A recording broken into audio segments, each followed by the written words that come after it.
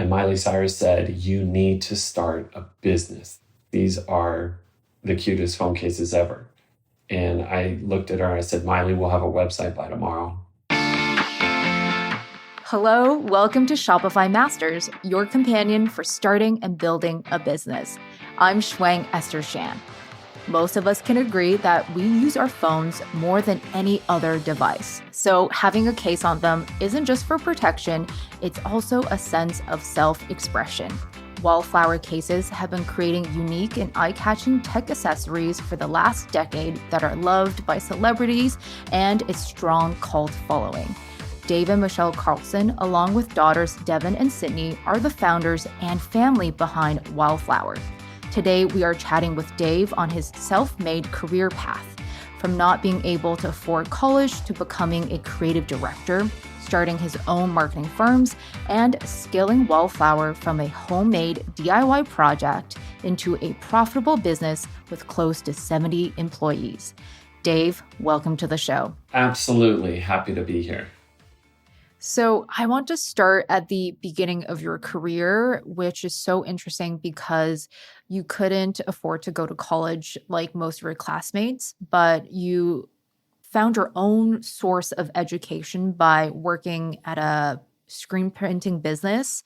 And within 6 years, you got to the position of creative director. Can you share advice for navigation within a company? At that time, I was young and I started at 18. So it kind of like I was able to work there for 6 years. So I kind of like grew into my early 20s. And when you're at that age, at that time, I was so open to any advice from any of my managers and anyone that I worked with. I was like the young kid walking around the company asking, how do you do that? How did you learn how to do that?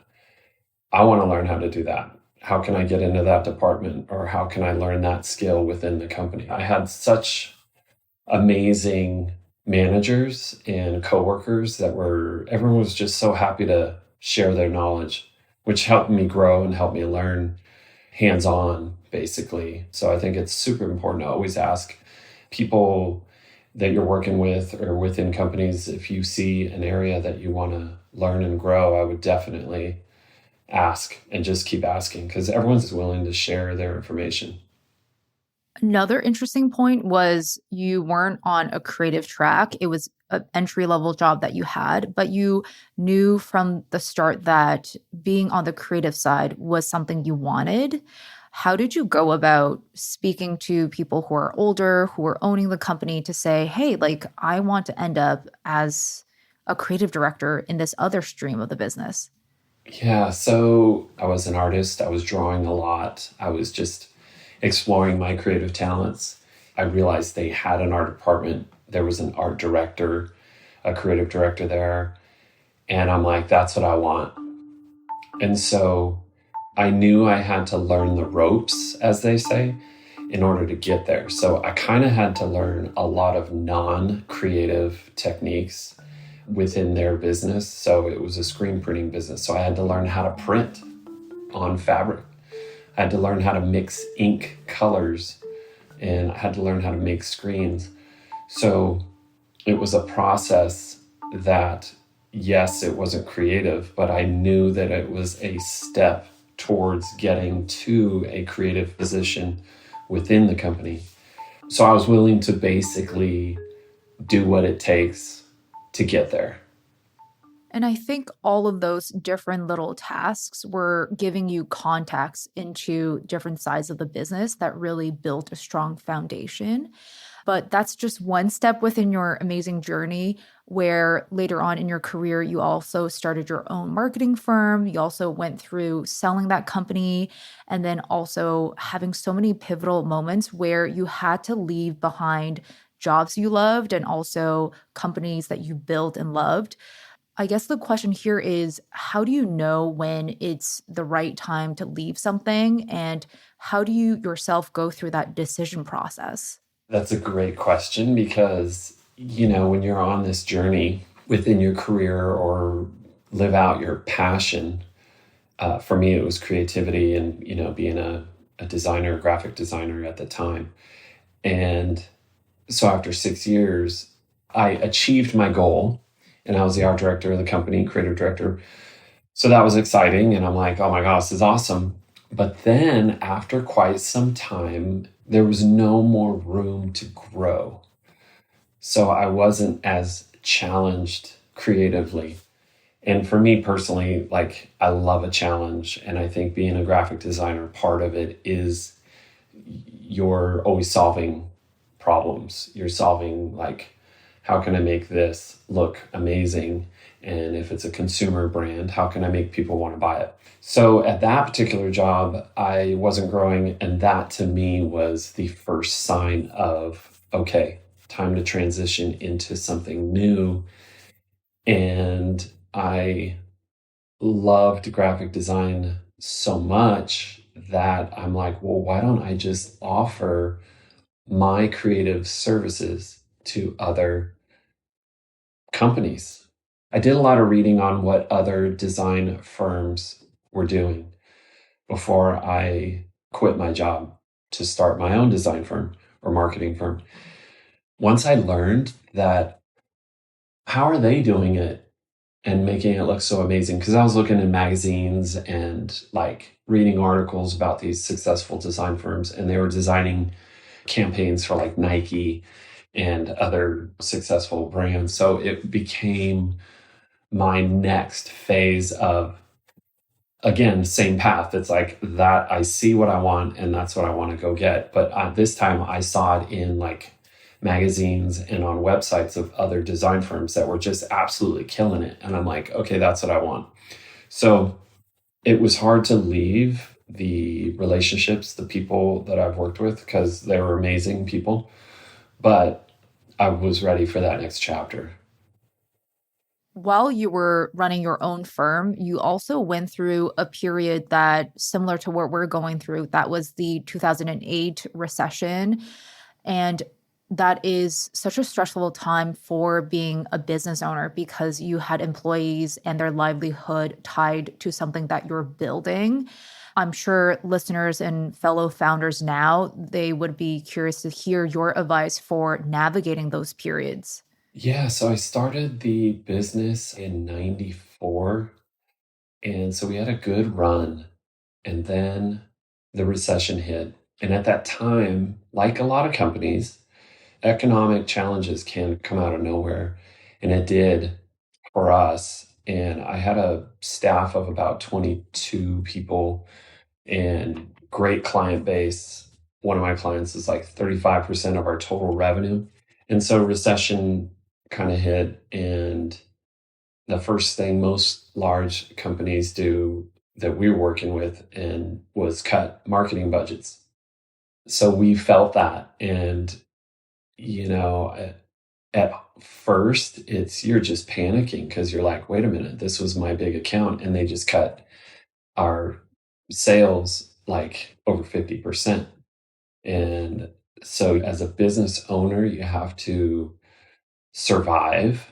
And so you go into survival mode. And when you have 22 people on your team, they're there for a reason. And the last thing you want to do is have to let any of them go because they're like all amazing. Otherwise, they wouldn't be working for you. And so going through that very difficult process, that was tough because payroll tends to be like your number one company expense, especially in a service industry, which I was in. So if I'm being honest, though, I did put it off, and that cost me a lot because we were running negative for a while on the books. And it just got to the point where like, got to make really, really tough decisions. So I did, and I had to let the majority of the staff go. We kept like a handful of, I think we had like 8 people left, and deciding who the 8 were, that was really tough too, But yeah, those times, I don't regret them. Fast forward to today, things are challenging even right now today. And so going through that, I'm like, okay, cool. I know how to keep a company lean on the books while keeping staff enjoying their job and happy, and the environment's as great as we can make it. And then that also led to the company going through an acquisition. So, talk to us about certain things that founders should think about when they're looking to merge with another company or being acquired. After we downsized, you kind of like buckle down and then you reset the company and you reset your goals, you reset everything. And then we were fortunate enough to kind of rebuild the company, and we pivoted too, actually, a little bit. And so all of a sudden our sales are growing back. And this time, as we were growing, we were still had that lean mindset, and we were profitable, and we were, doing great. So then out of nowhere, I would say this is like 2 years after, an individual came in and said, I really like your company and what you guys are doing. And we have a company that we could use, we can integrate your services within our larger company. And at the time, going through the recession and going through all of that did weigh on me. And you kind of go, similar to the previous path, or my first career path, was you get to a point of stagnation where you're kind of like at that peak, and are you still being challenged? Is it fun? Maybe this journey has come to an end. And so when he came in, he said, look, if you're looking to sell, we're looking to buy. And I was at that mental state of, it's been a long journey, but had some ups and downs. Am I done? Is this the next phase? Maybe this is the end of this journey and I'm ready for next phase. And so, yeah, my mindset at that time for me was like, time to cash out and time to start yet another journey in my career. How did you build up on your knowledge and also your experience through that acquisition? What I've learned just throughout my journey and career is there's just so much information available to learn things on your own. And similar to like what I said in the beginning, was there's also a lot of people that are so happy to share their knowledge with you. And so here I am at this phase of someone wants to buy my company. Well, I've never been through that before. So I then researched how to value your company. Then I even went as far as within my industry, there was actually consultants. There's one consultant specifically who is able to put a value on your company within the design industry. And I'm like, oh my gosh, this guy's awesome. Like he's exactly the type of consultant I would want to bring on right now. And so I did. And he was able to go through the books. I mean, I learned so much. He's like, here's, gross sales, cost, valuation, client list, staff. I would always recommend trying to find a consultant who is within your industry, who can help you kind of put a value on your business. But then again, there's just so much knowledge on YouTube and online that a lot of people just share. People that have gone through acquisitions will tend to share like that process. We've chatted about so many different career chapters, and we still haven't gotten to Wildflower Cases yet, and I'm very excited to dig into it. I'm joined by Dave Carlson, the president of Wildflower Cases, and I hope you're enjoying our conversation. If you haven't already, please subscribe or follow Shopify Masters wherever you get your podcasts, and leave us a review or feedback for the show. Thanks. So many career chapters, and then eventually Wildflower Cases kind of blossom, and it all started at such an endearing and serendipitous moment. Take us back to the beginning of how this business started. Okay, so this was about 10 years ago, and Michelle, my wife, who has always been very creative with like crafts and everything on the craft side of things, she decided to hand make 2 phone cases for our daughters, Devin and Sydney. And Devin and Sydney loved them, and they took them to school, and then all their friends loved them. And they were coming over like, oh, I want a phone case. I want a phone case. So Michelle was making phone cases for like friends and stuff. It was a fun little hobby. And then about 3 weeks later, we were at dinner and Miley Cyrus walked in, and Devin being, I think, a year younger than Miley, she was a huge fan of Hannah Montana.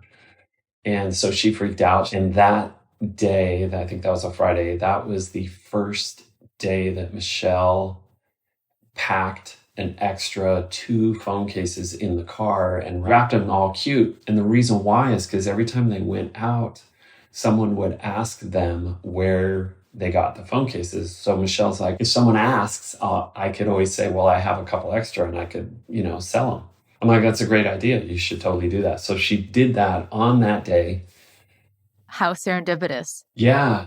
So me thinking, I'm like, okay, I definitely got to give Miley these 2 phone cases. The girls went into the restroom and Miley Cyrus was in the restroom, and Devin said, can I get a photo? And Miley's like, oh my gosh, no problem, So Sydney's taking the photo, and of course she has on Michelle's phone case that she made. And so Miley sees the phone case and is freaking out, saying, that phone case is so cute. It's amazing. Where'd you get it? And so Miley then came to our table and said, these phone cases are absolutely the cutest things ever.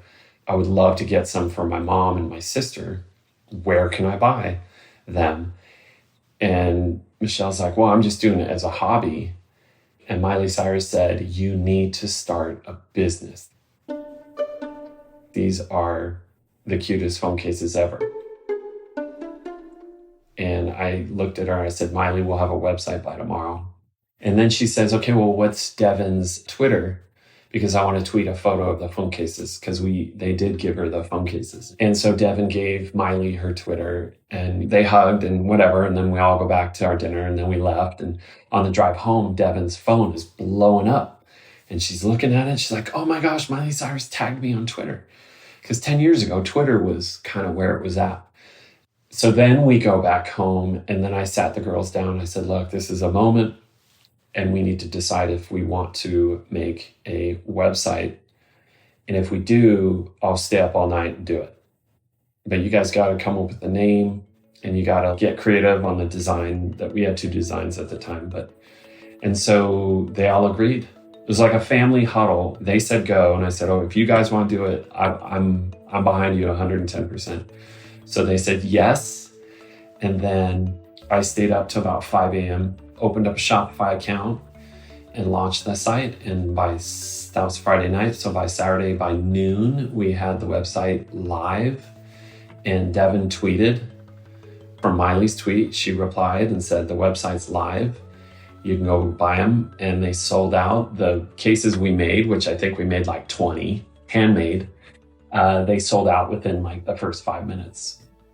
What a crazy cool story. Just everything aligning, and also super happy to hear about building that Shopify store overnight and getting something up and ready. I understand, obviously, everyone listening to this, they'll understand that the demand is just growing and just the beginning. And Michelle probably couldn't keep up with hand making all of the cases. Talk us through the process of figuring out how to find production partners and actually moving this business into the big leagues. Yeah, the production side of it was really a very interesting journey, because obviously none of us have ever launched a product-based company. I had service companies, like I understood service business, but going back real quick, when I sold my agency, I did see that there was a designer that started his own product. And so that was kind of my next target. I'm like, okay, someday I would love to have a product company. So fast forward, here we are, Wildflower, product company. So I'm like, okay, cool. Got to figure out how to build a product company. So Michelle's hand making these cases. We can't keep up. Like, she was crying at certain times at night because she was so stressed out how to hand make all these phone cases to fill these orders. And so I'm like, okay, I got to do something. So I went on Google and I searched for a local fulfillment company. and reached out to them if they would be interested in hand making the phone cases, and we'll teach them how to do it. And fortunately, she said yes, and we went in there and taught her team of 3 people on how to make these phone cases with cutting fabric and gluing studs. And it's a tedious project. And so we did that for about maybe a year or so. Absolutely incredible people. We're so thankful to have met them, because at that time, prior to signing up with them, Michelle thought no one could make a wildflower case like she could.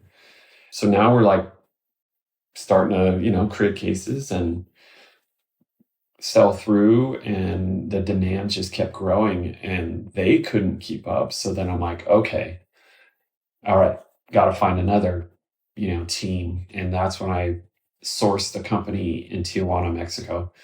And they were kind of a fulfillment company, but much larger. And so we had a team of 12 to 15 people making phone cases for us in Mexico for a while. And then that outgrew. And through my past relationships, this is important for any entrepreneur out there, is everyone you meet along your journey, there are people that may provide you with incredible connections or value at some point down the road. And that's what happened. After Mexico, I had a really good friend, and he still works with us at Wildflower, but he's a sourcing manager, and he spends, I would say, half the year in China. And so I said, look, we're at a point where we need a factory to help us make these phone cases. And so that's what he did. He came in and found this incredible company, family business out of Shenzhen, China. And it wasn't that easy, but we found someone who today is now making our phone cases that still have a handmade component. Actually, every Wildflower case has handmade component to it. So it's like demand, find a source, demand, find a source. So with the growing demand and also investment into more inventory, that also requires a lot of funds. But I understand Wildflower is completely self-funded. Can you talk to us about the financial decisions you've taken to make sure that it made sense for the growth of Wildflower? Yeah, I would say that's probably one of the biggest challenges of any service or product company when you start. So here's the thing, for my particular situation, I applied my past knowledge from my previous company, and that was, let's try to operate as lean as we can without sacrificing growth. And that's what we did. As demand picked up, on a product company, you need to have the funds to purchase inventory. And so for us, we used our savings that we had initially, and then we even got a short-term family loan to help cover like a big inventory purchase. And then we paid that off within like 4 months, because we're very strict about like paying down debts, especially family debt. Side note, you should always like try to pay off any family loans as quickly as possible for the obvious reasons. You want to keep family happy. And then we maxed out like American Express. And then we got a line of credit from banks. There's ways to self-fund your growth if you just can get a little bit of creative. So banks are willing to loan businesses up to a certain amount. If you plan accordingly, you can be like, okay, if I'm going to borrow, 100,000 and I sell X number of product, I can pay it off over the course of 6 months or a year, whatever. We did put a lot of effort into like planning out how much finance we're going to need to create this much inventory, and then how quickly could we pay it off. Another side of what makes Wildflower so successful is the community that you've all built. And of course, we have to acknowledge Devin and Sydney's knack for social media and the fact that their style and their vision has really spoken to a community of individuals. What is it about this kind of dynamic that your family has found that really works in a marketing concept in this new way, and also was able to like connect with the right audience? when Wildflower started, we knew that we were going to be more fashion-based brand that just happened to make phone cases. So the brand was like skewed towards girls that want a cute phone case. Like that's just it, something cute that matches their outfit. So I feel like fashion has always just been a part of Michelle. And then Devin and Sydney were born into like fashion and looking cute and accessorizing and all of that. When Wildflower started, Sydney was 16, Devin was 18. So they were teenagers. So there's a lot of growth there and like figuring out what your style is. They were able to just kind of like grow with the brand individually. And Wildflower, I feel like, helped them explore different styles, different fashion trends and everything. And it's so easy for them to just apply it to their ideas to a phone case. And they'd be like, this would match cute with this outfit or this look or whatever. And you're talking 10 years later, that's all they've done for 10 years is focused on fashion. And you could see it now today. I feel like Devin and Sydney have taken on that role of not only being like creative directors for Wildflower, but also being like, well, let's explore fashion, and determine what we like and what trends we like to share with our followers and whatnot. So I think philosophically, the question here would be, did it feel like a hurdle to give creative control to your daughters? Because you yourself is a creative individual. So you're kind of taking on all the responsibility of the business side and you're giving full empowerment and freedom for your daughters to create. And you're entrusting them literally with the branding of this business. yeah, that was an interesting transition. But I was glad to do it. Okay, so in business, it's important to manage your ego. And so for me, my ego wasn't looking to design anything for Wildflower. Instead, I was looking to empower Devin and Sydney to become these designers and creative visionaries for a fashion accessory brand. Like I said earlier, I would ask managers for help and guidance on my path. I wanted to be one of those managers that they could ask me, what could I do to become more of a designer, a creative director for a fashion accessory company? So I kind of would be there for them in support of their creative vision. And so if they came to me and said, I want to do a black and white case that's like black and white checkers, I'd be like, okay, cool, let's talk about that. And, where'd you get your inspiration or whatever? And they'd share and be like, oh, this is so cute. And I saw this person with that and, this. And okay, cool, let's do it, So for me, it was just an opportunity more so than like letting go of my graphic design desire. And then I feel like as a graphic designer, I ended up using my creativity or problem solving skills in graphic design. I actually applied it to business and then problem solving the business. So I was able to creatively look at the business from that perspective, while Devin and Sydney and Michelle were totally focused on design and vision of the brand.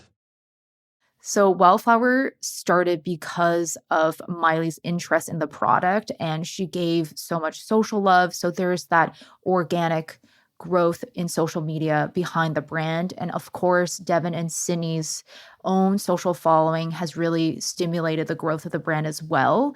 Marketing is constantly changing. So can you talk to some of the new channels and formats of marketing that the brand is using and have found success in?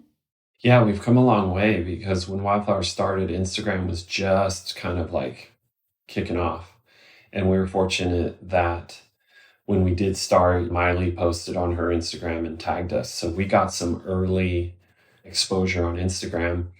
On the Explore page, I don't know if you remember the Explore page on Instagram. That was like the thing. I kept telling the girls that we are a content creation company that happens to make phone cases.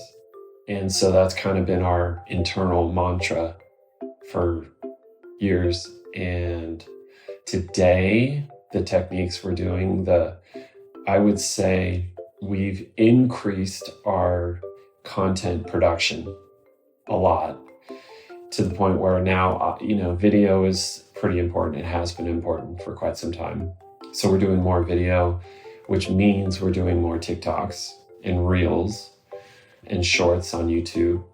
I even was joking saying, I think Wildflower is becoming an entertainment company and we should have a subscription service-based company for Wildflower because we're just creating so much content. But if I just want to say, as an entrepreneur, as a business owner, there is that balance of there is a cost to create content if you're creating it on, let's just call it a semi-professional level with hair, makeup, location, lighting, photographer, videographer, and then post editing, music. But as an entrepreneur, you have to balance that cost with, is it generating more sales, revenue, and all that? So it's this balance. And so we do as much content as we feel like works for our company, it works for our brand. That's fun too, and engaging and all that, and keeps the personality of the brand and everything at a level that resonates with our customer.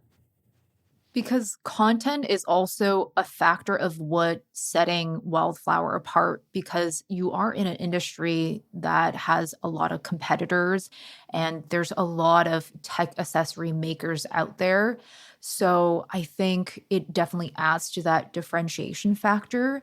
But yeah, speak to us about being in this market that is very competitive and saturated, and yet you're able to stand out. When you have a really good, compelling brand story, that can last throughout the entire journey of a brand company. And it can evolve over time, of course, but our story is just so unique to the point where I go, sometimes I feel like there's no one like Wildflower. There just isn't. And with that attitude, we tend to not really look at competitors or see what they're doing. Of course, we need to do competitive research, but it's so minimal to the point where we're almost in our own universe.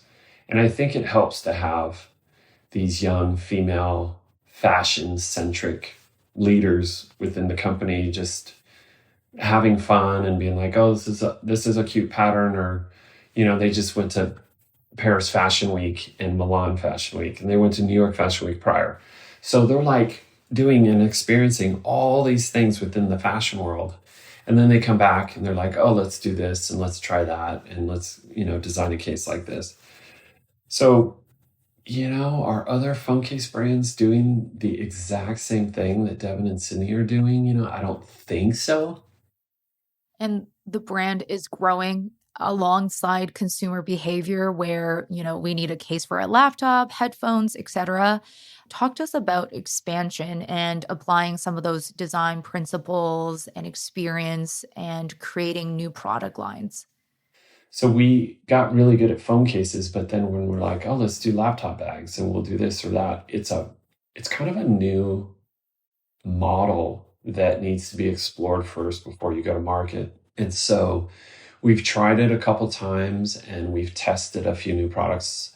Some have worked and others maybe not so much. So then we quickly pivot out of that and then stay focused on what is working. And more recently, we've launched AirPod Max covers and AirPod Pro covers, and it's all consistent with the phone cases. So everything is matching. And that's been super successful. We have launched some charms. We're looking at some other additional product expansions and even some fun, totally different market kind of product expansions, but more on creating capsule collections around a phone case.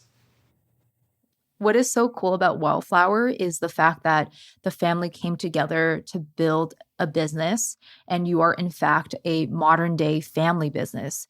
So what advice do you have for people who wants to start business with their loved ones? When you decide to go in business with your loved ones, there will be phases of expectations. So the first phase of expectation is you think that, like in our example, that our kids would work 9 to 5. And just like how I grew up. And especially today, that's like completely different. And when you realize that maybe we should have more flexible hours, maybe we should look at that a little bit different. And so that's kind of one aspect. The other aspect is roles and responsibilities. And at first you're like, oh, your responsibility is to do this, this, this. It's very black and white. But then you realize as you're in that first phase, maybe you've asked too much, and maybe you should scale it back and focus more on growing and training. And so then you get to a phase 2 where you're like, okay, maybe 9 to 5 is a little bit different. Let's be a little more flexible. And then maybe the responsibilities don't need to be so strict, and maybe they're more flexible too. As that's growing and as time's passing and you're all learning each other's strengths and weaknesses, you're then at the same time adjusting and molding everyone's individual responsibilities. And so if Devin was doing customer service, like at the beginning, so she'd answer the phone, she would reply to emails. We were all packing orders. So, packing orders is easy. Like everyone can pack orders. But customer service takes a certain skill set. There's angry customers that didn't get their phone case on time. So you have to have a certain personality to deal with customer service. So my point is, the more you can understand your family's strengths and weaknesses, and then the more you can be flexible about what their role will be in the company, the better you're all just going to get along, I should say.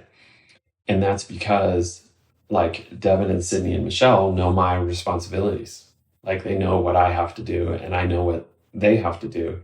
And we all support each other with it. Once you identify that, it'll modify over time because, like Devin and Sydney now, we look to them for the trends. And, years back, it was like, well, let's kind of all collectively figure out what's going on in the trend. But now it's like, okay, Devin and Sydney, you guys literally focus on that. And then having a structure built around that, like a weekly meeting, and then everyone sharing their individual results from what they do, and then also sharing challenges they're going through within their roles and responsibilities, and asking how we can all help and support each other. And then the last thing is we all have like the same goal in mind, like everyone in the family. So it's not like this person wants to go this direction and then the other 3 want to go do that. It's a collaborative effort, and we're all literally on the same page as to where we want to take the company.